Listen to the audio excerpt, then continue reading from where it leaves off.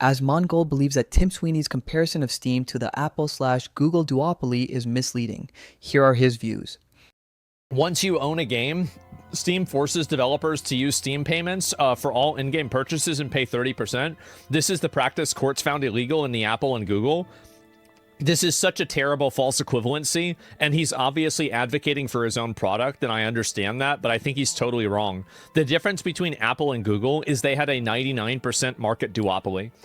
Steam does not have a market monopoly, and there is no barrier to entry between making your own launcher and going direct to market.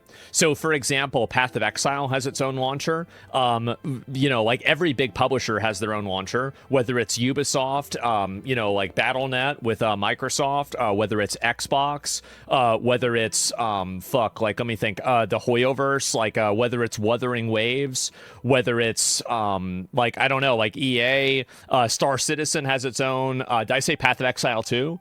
There's definitely that. Riot has its own launcher. Yeah, many video games have their own launchers. That's why you're not going to win against Steam in the same way that you won against Apple and Google, because I was totally on Tim's side with Apple and Google. And I think that he was doing the Lord's work against Apple and Google. But with Steam, I think he's just totally wrong about this. He's completely wrong about it.